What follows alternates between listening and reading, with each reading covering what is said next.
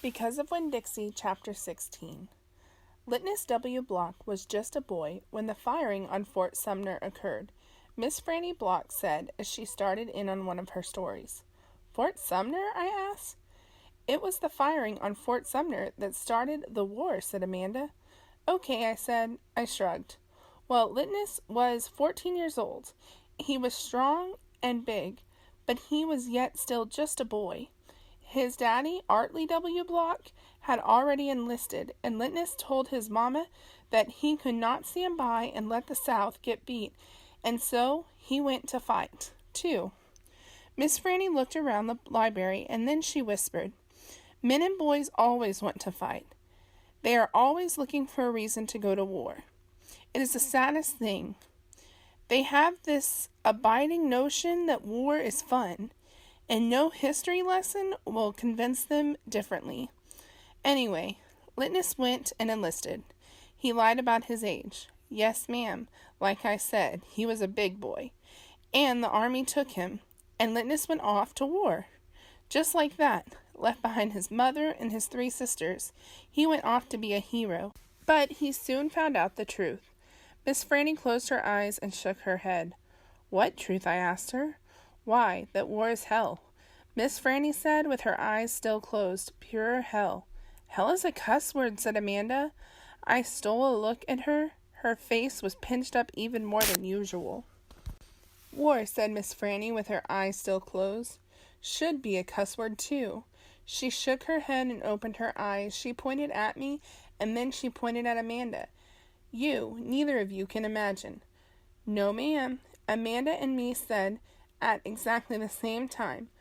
We looked real quick at each other, and then back at Miss Franny. You cannot imagine. Litmus was hungry all the time, and he was covered with all manner of vermin, fleas, and lice. And in the winter he was so cold he thought for sure he would freeze to death. And in the summer, why, there's nothing worse than a war in the summertime. It stinks so. And the only thing that made Litmus forget that he was hungry and itchy and hot or cold was that he was getting shot at. And he got shot at quite a bit. And he was nothing more than a child. Did he get killed? I asked Miss Franny. Good grief, said Amanda. She rolled her eyes. Now, Opal, Miss Franny said, I wouldn't be standing in this room telling this story if he was killed. I wouldn't exist. No, ma'am. He had to live. But he was a changed man. Yes, ma'am, a changed man. He walked back home when the war was over.